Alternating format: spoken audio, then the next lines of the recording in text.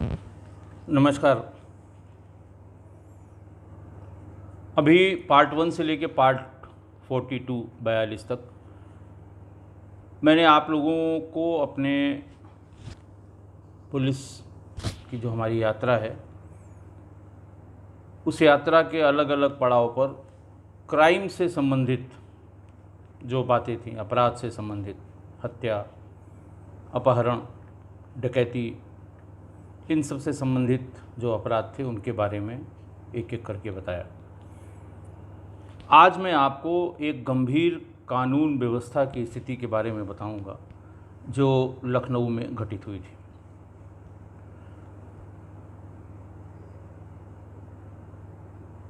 सितंबर 2001 की बात है।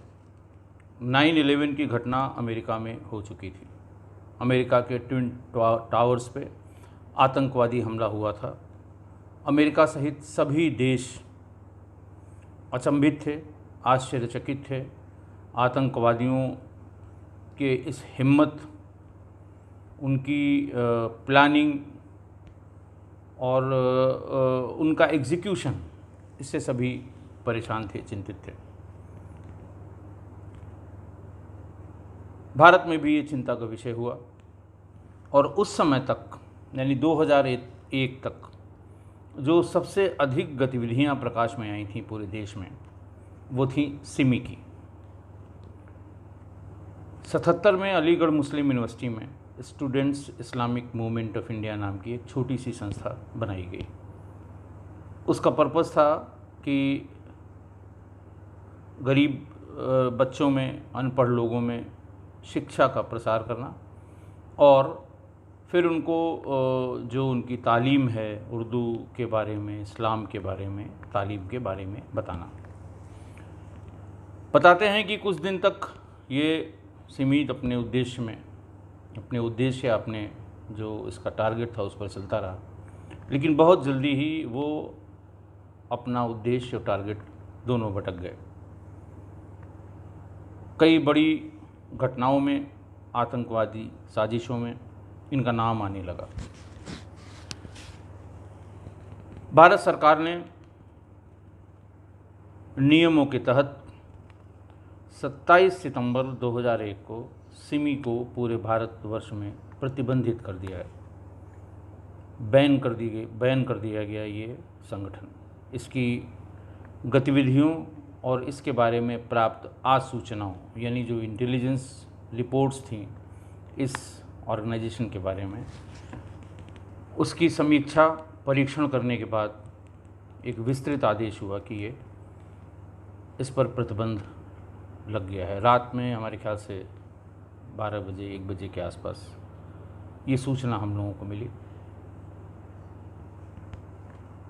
डीजीपी कार्यालय से ये सूचना सभी जगह प्रसारित की गई।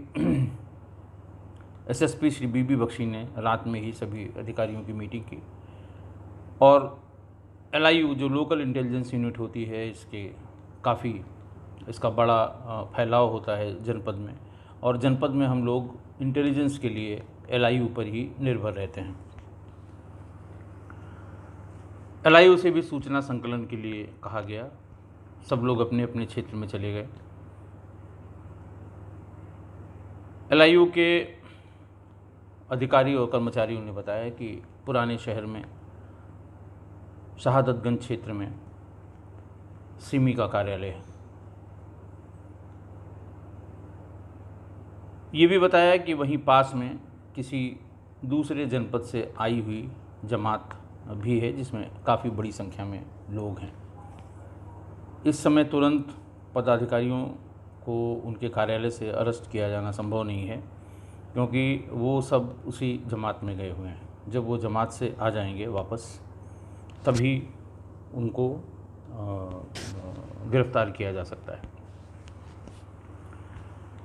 पर्पज़ ये था, जो बैन किया गया था ऑर्गेनाइजेशन, उसका जो गजट नोटिफिकेशन था उसमें ये था कि चूँकि ये संगठन अवैध घोषित कर दिया गया है, इसके कार्यकलापों, इसके पदाधिकारियों के संबंध में जानकारी करके उन्हें अरेस्ट किया जाए, उनके विरुद्ध कार्रवाई की जाए। 28 सितंबर 2001 को भोर में कोई 4 बजे के आसपास शहादतगंज के सिमी के कार्यालय से उनके 3 पदाधिकारी अरेस्ट हुए। शहर का प्रेसिडेंट इमान अली, जनरल सेक्रेटरी उबैदुर रहमान और स्टेट प्रेसिडेंट हुमायूं अहमद, इन तीनों को गिरफ्तार कर लिया गया। उनके कार्यालय से ले आया और उनको थाना शहादतगंज में ही रखा गया।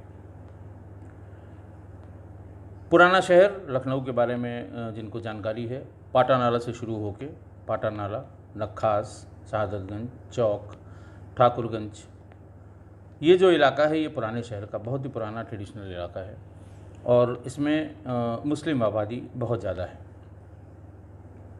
ये सूचना जंगल में आग की तरह फैल गई कि लड़कों को गिरफ्तार किया गया है जो सिमी से रिलेटेड है। सवेरे से ही 8 बजे से ही भीड़ इकट्ठा होना शुरू हुई। सबसे पहले भीड़ इकट्ठा हुई थाना शहादतगंज में। काफ़ी बड़ी संख्या में भीड़ इकट्ठा हुई और थोड़ी देर में भीड़ वायलेंट होने लगी। ऐसी आशंका को देख के कि ये भीड़ पुलिस पर हमला कर सकती है और फिर इन अरेस्टेड सिमी के जो पदाधिकारी हैं इनको छुड़ा के ले जा सकती है, या ये भी हो सकता है कि छुड़ाने की प्रोसेस में बल प्रयोग में इन अरेस्टेड जो पदाधिकारी हैं इनको क्षति भी पहुंच सकती है। इसलिए काफ़ी फोर्स निकाल के और चारों तरफ से थाने को घेर के इन तीनों जो गिरफ्तार किए गए पदाधिकारी थे सिमी के, इनको वहाँ से हटा के और तालकटोरा थाने पर भेज दिया गया ताकि भीड़ से इनको बचाया जा सके और ये भी ना हो कि भीड़ इनको छुड़ाकर ले जाए। 10 बजते बजते भीड़ सारा पॉइंट्स जहाँ है, जैसे शहादतगंज में अकबरी गेट पे, पाटा नाला पे, नखास पे, ठाकुरगंज पे, चौक के अलग अलग इलाकों में यहाँ भीड़ इकट्ठा होने लगी। देखते ही देखते भीड़ ने पथराव शुरू कर दिया। आप जानते हैं इंसिडेंट्स को कवर करने के लिए अखबार वाले, टीवी चैनल्स वाले सब लोग जाते हैं। पहले पुलिस की गाड़ियों पर ये गुस्सा उतरा, पुलिस की गाड़ियों में तोड़फोड़ की गई और उसके बाद पत्रकारों की और चैनल्स की गाड़ियों में आग लगा दी गई। सभी लोग पहुंचे। पुलिस अधीक्षक नगर पश्चिमी श्री RK राठौर साहब थे, शैलेश कुमार सिंह साहब ADM सिटी थे, जीवेश नंदन साहब डिस्ट्रिक्ट मजिस्ट्रेट थे, बीबी बख्शी साहब SSP थे, COs जितने भी थे, CO कैसरबाग, CO हजरतगंज, मैं SP सिटी ईस्ट था, मुझे भी अपने 5-6 थानों की फोर्स लेके पहुंचने के लिए कहा गया। मैं भी अपना पूरा अमला लेकर अपने तीनों COs, 4 में से 3 COs और 4-5 थानाध्यक्षों को मैं फोर्स के हम लोग पहुंच गए। मेडिकल कॉलेज से चौक की तरफ जाने वाली और मेडिकल कॉलेज से नखास की तरफ जाने वाले रास्तों को जाम किया गया, लेकिन भीड़ गलियों से होकर विक्टोरिया स्ट्रीट पर काफ़ी बड़ी संख्या में आ गई थी। बातचीत शुरू हुई। ADM और SP सिटी ने पहले बातचीत की। शैलेश कुमार सिंह साहब बहुत अच्छे नेगोशिएटर थे और RK राठौर साहब की सभी लोग बहुत इज्जत करते थे। बात शुरू हुई, लेकिन यंगस्टर्स या जो बाहर से आए हुए थे, जिनको न तो शैलेश कुमार सिंह साहब के बारे में जानकारी थी और न ही RK राठौर साहब के बारे में जानकारी थी, अचानक फिर भीड़ उग्र हो गई। SSP बख्शी साहब और जीवेश नंदन साहब ये पहुँचे। भीड़ में जिम्मेदार लोगों को अलग बुलाया गया। भीड़ एक ही बात की डिमांड कर रही थी कि इन तीनों लोगों को जिनको पकड़ा गया है इन्हें छोड़ा जाए। बला को टालने के लिए कि तुरंत कोई बड़ी कानून व्यवस्था की स्थिति न उत्पन्न हो जाए, दोनों वरिष्ठ अधिकारियों ने तय किया कि ठीक है, आप 5 लोग जो जिम्मेदार हों और जो नोन हों सबके, जिनको पूरी भीड़ कहे कि हाँ ये लोग ठीक हैं, वो मेरे साथ आएँ। मैं इन तीनों को तालकटोरा थाने से आपके हैंड ओवर कर दूंगा, आप लोग लेके जाएं। पहले इसी बात पे झिकझिक हुई कि ये 5 लोग कौन चुने जाएंगे। वहीं शुरू हो जाती है नेतागिरी कि इनको ज़्यादा तरजीह दी जा रही है, हमको क्यों नहीं दी जा रही है। थोड़ी देर में अचानक ये बात तय हो गई और उसके बाद ये हुआ कि ठीक है आप 5 लोग डिसाइड कर लीजिए। वो लोग बात करने चले गए। आधे घंटे तक वो लौट के नहीं आए। इसी बीच में एक अफवाह फिर फैली कि पुलिस ने 30-32 लोगों को गिरफ्तार कर लिया है। सिमी के और भी लोग जो हैं वो गिरफ्तार किए गए हैं। देखिए उस समय व्हाट्सएप नहीं था, मोबाइल फ़ोन आ गए थे, कम लोगों के पास थे, बट एसएमएस से उस समय बल्क एसएमएस भी उस समय चलते थे, जो उस समय के लोग होंगे कि ज़्यादा से ज़्यादा संख्या में एक ही एसएमएस। बाद में ये पता लगा कि एसएमएस के माध्यम से लोगों को बताया गया कि 32 लोगों को और पुलिस ने पकड़ लिया है और उनकी पिटाई की जा रही है। अचानक भीड़ फिर उग्र हो गई। इस बार भीड़ ने पीएसी और पुलिस पर हमला कर दिया। फायरिंग की जाने लगी, पेट्रोल बम फेंके जाने लगे। पहले पुलिस ने लाठीचार्ज किया और रास्ते को खाली कराया। फिर भी भीड़ नहीं मानी, पत्थरबाजी शुरू होती रही तो टीयर गैस के गोले फेंके गए दोनों तरफ से, नखास की तरफ से भी और इधर पाटानाला की तरफ से जब चढ़ के जाते हैं तब भी, ताकि भीड़ को एक जगह कंटेन किया जाए। अकबरी गेट पर भीतर नखास के पीछे वाले इलाके से काफ़ी लोग इकट्ठा हो गए, जिसमें यूथ बहुत था, यंगस्टर्स बहुत थे, 12 साल से लेकर 18-19 साल तक के लड़के। और तैयारी उनकी, उस समय जो फोटोग्राफ्स अगर आप गूगल पे सर्च करेंगे तो आँखों के चारों तरफ चूना लगा हुआ। ऐसा माना जाता है कि अगर आप चूना, वो जो पान की दुकानों में पान के पत्ते पर लगाया जाने वाला चूना है, अगर आप उसको आँखों के चारों तरफ लगा दें तो आप पर टीयर गैस का असर नहीं होगा। चूना लगा हुआ, मुंह और नाक रुमाल से ढके हुए, ऐसा एक बड़ा जत्था टीयर गैस शेल की परवाह न करते हुए पत्थर और पेट्रोल बम के साथ उसने पीएसी पुलिस पर हमला बोल दिया। इसी बीच में जगह जगह ठाकुरगंज से भी ये सूचना आ गई, शहादतगंज से भी ये सूचना आ गई, तालकटोरा के पास भी सूचना आ गई कि वहाँ लड़के पत्थरबाजी और आगजनी कर रहे हैं। पुलिस की और प्रेस वालों की गाड़ियाँ जलाई जाने लगी। थोड़ी देर बाद सिचुएशन और ख़राब हुई। वहाँ आसपास जो भी दुकानें खुली हुई थीं, लड़कों के जत्थों ने जो खुली हुई दुकानें हैं उनको बंद कराना शुरू किया और जो नहीं मान रहे थे उनको लूटना शुरू कर दिया।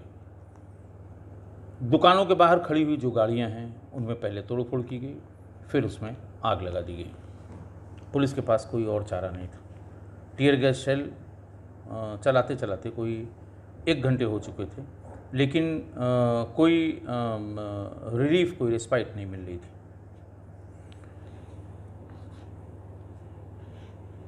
जीवेश नंदन साहब और बख्शी साहब ये दोनों ही ये बात तय करके कि ये लोग अभी आ जाएंगे 5 लोग, और ये पुलिस की किसी गाड़ी से थाने पे पहुंच जाएंगे और फिर वहाँ पे उन तीनों लड़कों को वापस दे दिया जाएगा और फिर शांत हो जाएगा। बाद में इन्हें देख लेंगे कब अरेस्ट करना है, कहाँ अरेस्ट करना है। आदेश है, अगर प्रतिबंधित संगठन है तो उसके पदाधिकारियों की अरेस्ट होनी है। ठीक है, कल नहीं कर लेंगे, आज नहीं करेंगे, कल कर लेंगे, परसों कर लेंगे। ये सुनने में तो ऐसा लगता है कि नहीं साहब, ये तो पुलिस ने जब एक बार अरेस्ट कर दिया तो कैसे कुछ छोड़ देगी, लेकिन कानून व्यवस्था के दृष्टिकोण से इस तरह के तमाम समझौते भीड़ से किए जाते हैं, समय समय पर किए जाते रहे हैं, किए जाते हैं और किए जाते रहेंगे। भीड़ के दबाव में इस तरह का, बहुत अनैतिक नहीं, बहुत इल्लीगल नहीं, लेकिन जो बीच के रास्ते की बात होती है उसको प्रशासनिक अधिकारी मान लेते हैं कि ठीक है, छोड़ दिया गया, कहाँ जाएंगे, 4 दिन बाद 10 दिन बाद हम फिर अरेस्ट कर लेंगे। इसी बात के मद्देनज़र उनको, ये लोग वापस चले गए, किसी मीटिंग में इनको जाना था। तभी अचानक फिर खबर मिली कि बहुत ज़्यादा वायलेंस पुराने शहर में होने लगा और जगह जगह ये फैलने लगा। फिर ये दोनों लोग वापस आ गए। पीएसी का रीइंफोर्समेंट मांगा गया कि और पीएसी की आवश्यकता पड़ेगी, बिना और पीएसी के हम इसको कंटेन नहीं कर पाएंगे। अभी प्रॉपर्टी का लॉस बहुत हुआ है, फिर ह्यूमन लाइफ का लॉस होना शुरू हो जाएगा, फिर जवाब देते नहीं बनेगा। फिर एक बार दोनों लोगों ने समझाने की कोशिश की, लेकिन इस बार भीड़ किसी भी बात को सुनने को तैयार नहीं थी। भीड़ का ये कहना था कि आप लोगों ने बातचीत की, उसके बाद भी 30-32 लोगों को गिरफ्तार किया गया, जबकि ये बात बिल्कुल झूठी थी, केवल अफवाह थी और जिसका कोई सिर पैर नहीं था। दोनों अधिकारी कहते रहे कि साहब एक भी आदमी अरेस्ट नहीं किया गया है, हमें ऑफिस बेरर अरेस्ट करने तो हमने अरेस्ट कर लिए, इसके अलावा बाकी लोगों की अरेस्ट करने का कोई पॉइंट नहीं है। आप 5 आदमी आप तय नहीं कर पाए, नहीं उसी समय अपने सामने इन लोगों को हम आपके हवाले कर देते, और अगर आपकी सूचना है कि ये 32 लोग पकड़े गए हैं तो ये कहाँ रखे गए हैं। आप हम एक एसोस के साथ 4-4, 5 आदमी उनकी गाड़ी में बिठाए थे, आप जाके देख लें। लेकिन इस बार ये भीड़ सुनने को तैयार नहीं थी। धीरे धीरे पुलिस वालों को चोट लगनी शुरू हुई। 3-4 सब इंस्पेक्टर, सिपाही, पुलिस पीएसी के हवलदार, कुछ पत्रकार पत्थर खा के, चोट खा के ज़मीन पे गिरने लगे, और ऐसा लगा कि अब पुलिस वालों के साथ साथ जनहानि भी होगी। पहले पुलिस ने हवा में फायर किया, फिर उसके बाद उनको खदेड़ने के लिए फायर करना शुरू किया पुलिस ने। पुलिस की फायरिंग के बाद धीरे धीरे लोग वहाँ से भागने लगे और पूरा इलाका खाली हो गया। वहाँ पर सिर्फ 4 डेड बॉडीज़ बची, जो ठीक अकबरी गेट पर गिरी हुई थी। पुलिस ने चारों तरफ से घेर के, बल्कि 5 लोग थे, 4 की मृत्यु हो चुकी थी, एक उसमें से सांस चल रही थी। इन 5 को तुरंत पुलिस की गाड़ियों से ही हॉस्पिटल भिजवाया गया, और हॉस्पिटल में ये बताया गया कि एक अभी इसमें जान है, बाकी 4 की मृत्यु हो चुकी है। आधे पौन घंटे, 1 घंटे के बाद ये भी बिल्कुल आग की तरह फैल गई। ऐसी अफवाह कि चारों तरफ कि साहब, किसी ने कहा 10 मार दिए पुलिस ने, किसी ने कहा 50 मार दिए। 1-1.5 घंटे में शहर के अलग अलग भागों से इस तरह की शिकायत आने लगी। डीएम साहब ने, जीवेश नंदन साहब ने वहीं तय किया कि इस समय तत्काल कर्फ्यू लगाया जाना बहुत ज़रूरी है, अदरवाइज़ ये सिचुएशन आउट ऑफ कंट्रोल हो जाएगी। लखनऊ प्रदेश की राजधानी है, और यहाँ इस तरह की किसी वारदात से प्रदेश के दूसरे हिस्सों में इस तरह आग फैलने की, आग भड़कने की संभावना होती है, और जो राजधानी का प्रशासन है उसकी बदनामी होती है। 4 थाना क्षेत्रों में, शहादतगंज, बाजार खाला, ठाकुरगंज और चौक, इसमें कर्फ्यू लगा दिया गया। आसपास के ज़िलों से और फोर्स मंगाया गया, और फिर अगले दिन दोपहर बाद तक सिचुएशन नॉर्मल में और कंट्रोल नॉर्मल हुई और प्रशासन के कंट्रोल में आई। काफ़ी कोशिश के बाद ये पता करना शुरू किया आखिर हुआ कैसे। सिमी पे प्रतिबंध लगा है, ये सभी समाचार पत्रों में लिखा हुआ था। सिमी के ऑफिस में पुलिस गई, बड़ा नेचुरल है, लखनऊ के लोग इन सब चीज़ों से अच्छी तरह वाकिफ़ हैं। बड़े बड़े पॉलिटिकल डेवलपमेंट्स लखनऊ ने देखे हैं, बहुत बड़ी बड़ी अरेस्ट लखनऊ ने देखी है। ऐसी क्या है, ऐसी क्या बात हो गई। और चूँकि इसके पहले 2000 तक इस तरह की कोई बात, अफवाह जैसी कोई बात इतनी जल्दी रिएक्ट नहीं करती थी। अफवाह चलती थी, पुलिस को भी पता लग जाता था, लोग पूछते थे साहब ये बात सुनाई पड़ रही है, इसमें कितनी सच्चाई है। पुलिस उसको बताती थी कि नहीं, गलत है। पुलिस को भी थोड़ा घंटे 2 घंटे का मौका मिलता था, वो फोर्स खड़ी कर लेती थी। तब इस तरह से क्राउड को रोका जाता था और लॉ एंड ऑर्डर की सिचुएशन को रोका जाता था। लेकिन पहली बार लखनऊ के इस बड़ी कानून व्यवस्था को जब फेस किया पुलिस ने और बाद में इन्वेस्टिगेट किया, तो पता लगा कि ये एसएमएस बहुत ज़्यादा नीचे तक लोगों के पास ये सूचना, ये मोबाइल फ़ोन या इस तरह की बात नहीं थी। एंड्रॉयड फ़ोन तो थे ही नहीं, एसएमएस लेकिन खूब चलते थे। और जो आजकल चैट होती है फ्री में, इंटरनेट की चैट एंड्रॉयड फ़ोन पे लोग करते हैं, उस तरह की चैट पहले एसएमएस के माध्यम से हुआ करती थी। किसी से किसी के बीच में जो बातचीत होती थी, लंबी लंबी बातचीत, वो चैट के माध्यम से ही होती थी। बल्क एसएमएस का प्रयोग पहली बार प्रकाश में आया 2001 में सितंबर में 28 सितंबर को लखनऊ की इस घटना में। फिर इसका पता किया गया। वे टू एसएमएस करके एक कंपनी थी जिसमें आप अपने आप को रजिस्टर करके उसमें कितने लोगों को कितने कॉन्टैक्ट्स को आपको मैसेज भेजना है, बल्क मैसेज।